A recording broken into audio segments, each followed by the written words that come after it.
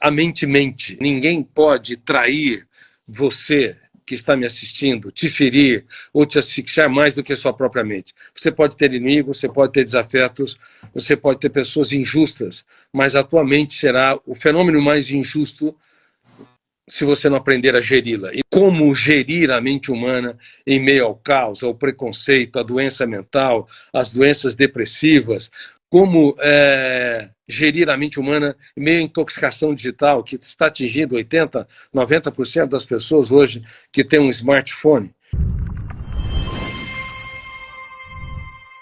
Como nós podemos construir uma história que vale a pena ser vivida. Como você tem vivido a tua história?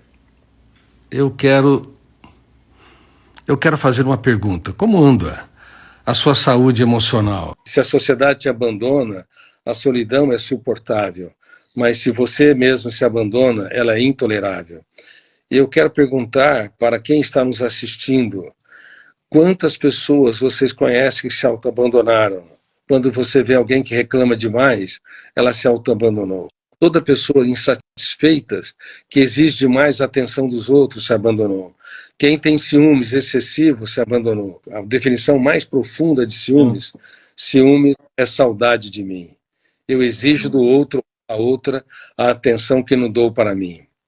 Quantas milhões de pessoas são vítimas dos ciúmes? Os ciúmes é um reflexo solene de alguém que se auto-abandonou, que não sabe namorar a vida. Uma pessoa que sofre pelo futuro abandonou o presente. E quase todos estão sofrendo pelo futuro, abandonando o único momento em que é possível ser realizado, relaxado e feliz, que é o presente.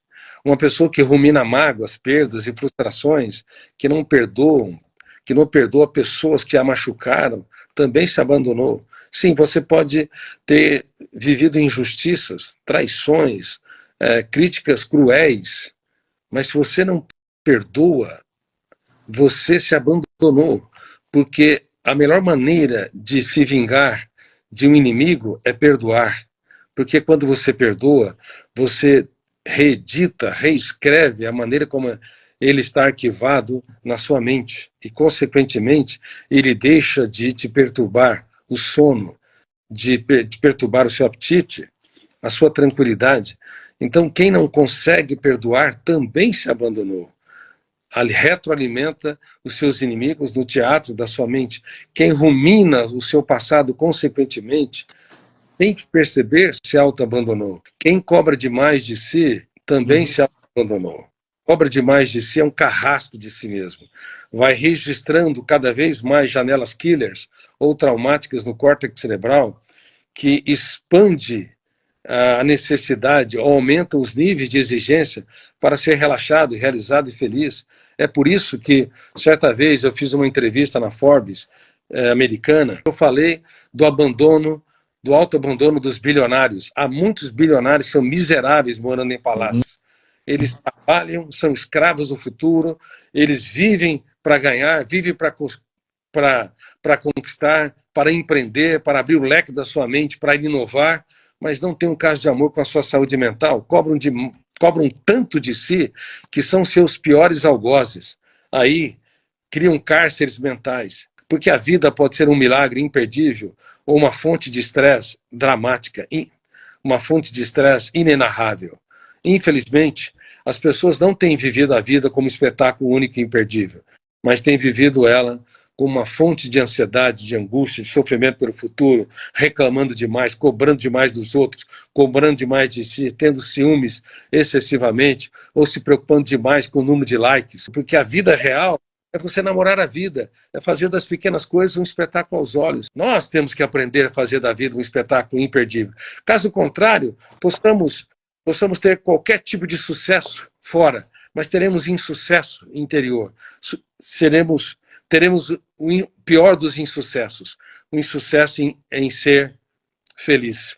E, sinceramente, a humanidade tomou o caminho errado. Nós estamos adoecendo rápida e coletivamente.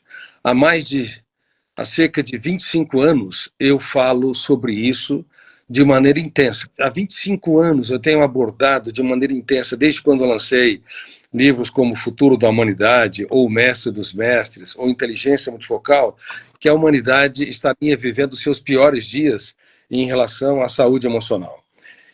E tudo que eu abordei maximizou de uma forma tão intensa que me deixou pasmado. Por exemplo, eu abordava que psiquiatras no mundo todo, psicólogos, pediatras, neurologistas, dariam um diagnóstico errado, falando que crianças e adolescentes seriam hiperativos ou desenvolveriam a síndrome da transtorno de déficit de atenção e hiperatividade, e confundiriam com a síndrome do pensamento acelerado, que é uma síndrome que eu descobri e descrevi.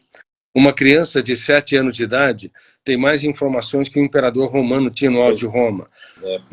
Mais que John Kennedy tinha quando dirigia os Estados Unidos na década de 60, no auge da Guerra Fria.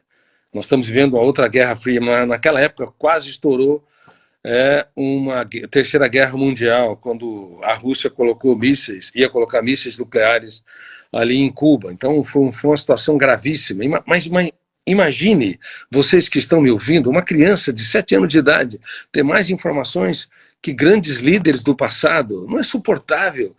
Então eu já anunciava que isso aceleraria a mente humana em nível tão grande que esgotaria o cérebro.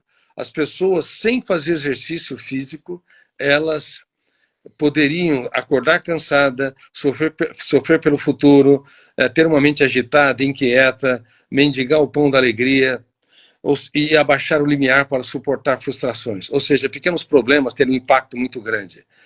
E eu anunciava que se houvesse já uma intoxicação digital, porque os celulares ainda não eram smartphones, entendeu? Isso poderia sequestrar mais ainda o ser humano. E hoje nunca ocorreu um desastre sem precedente. Para você ter uma ideia, aumentou-se em 200% o índice de suicídios entre pré-adolescentes de 10 a 14 anos. É uma idade onde eles deveriam amar a vida, contemplar o belo, abraçar a vida. Mas nenhum deles quer, de fato, morrer, exterminar a vida. Todo adolescente ou todo adulto que pensa em morrer tem fome e sede de viver. É isso que eu tenho falado em mais de 70 países que eu sou publicado. Eles querem matar a dor, o autoabandono, a ditadura cruel da beleza. Beleza está nos olhos de quem vê. E neste livro eu abordo muito sobre isso. O padrão tirânico de beleza. E Mila, que é a personagem principal, que é uma menina, que é uma bebê traficada pelo crime internacional e depositada de maneira atroz num porão escuro, lúgubre, úmido, entendeu? Sem nenhuma higiene, ali onde morava um esquizofrênico, mas super divertido e super inteligente, e duas pessoas improváveis, uma bebê e um esquizofrênico, vão se encontrar. Esse esquizofrênico, apesar das suas loucuras, apesar das suas alucinações ou ideias de perseguição, alucinação são imagens reais e delírios são ideias falsas. E paranoia, entre delírio e alucinação, onde as pessoas se sentem perseguidas, eles se perseguido por monstros que estavam na mente dele. E hoje essa paranoia não terminou. Tem muita gente que não tem, obviamente, um diagnóstico de psicose, mas se sente perseguido, ou pelos cancelamentos, por não likes, pelo número baixo de likes, pela não o abraço das pessoas ao seu redor, pela não inclusão.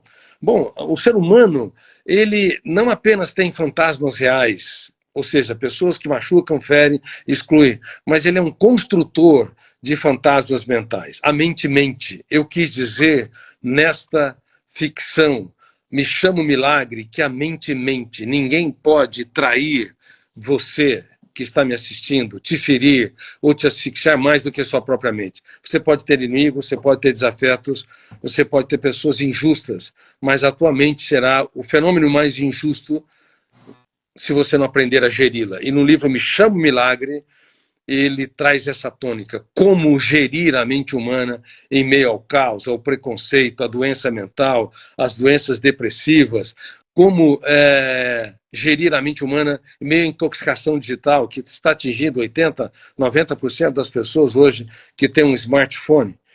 Bom, então, no mundo todo se confundiu a síndrome do pensamento acelerado, que acelerou mais ainda pela intoxicação digital, com a hiperatividade. Hoje, diagnóstico de hiperatividade é tão comum, se prescrevendo drogas, obediência, sem saber que a mente humana está agitada e inquieta, porque o cérebro saturado no seu córtex cerebral, tem informações demais, ou seja, informações não usadas se tornam lixos, porque não constrói ideias, não desenvolve habilidades para pensar antes de agir, contemplar o belo, ou desenvolver habilidades para ser autor da própria história. De vez em quando, um influenciador digital que tem milhões ou dezenas de milhões de seguidores me procura, doutor Cury, perdi o prazer de viver. E essas pessoas precisam ler o livro Me Chamo Milagre.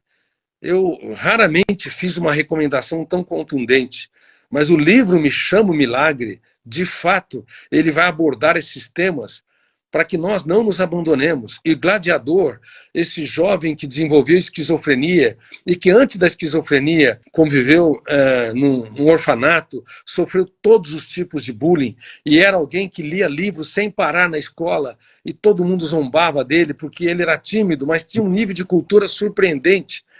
E, embora foi objeto de bullying, naqueles momentos, pelo menos, ele se tornou protagonista da sua própria história através de ser ajudado por uma professora de história e de filosofia excelente. Bom, não vou entrar em detalhes, vou dar muito spoiler. Que este livro, ele fala do autoabandono, dos mais diversos autoabandonos.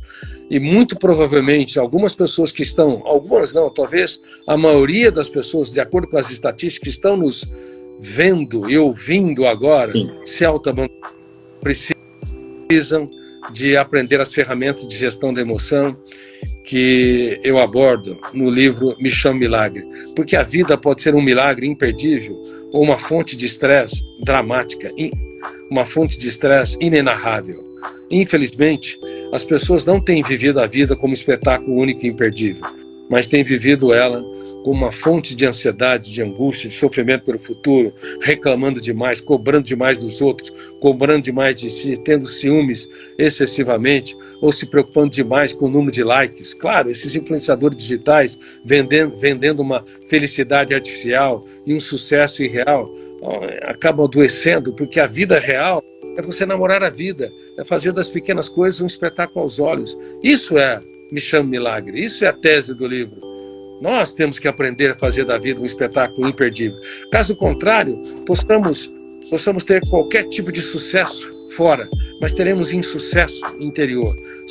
Teremos o pior dos insucessos, o insucesso em ser feliz. Ou seja, nós não nos tornamos pessoas que vivem uma vida que vale a pena ser vivida.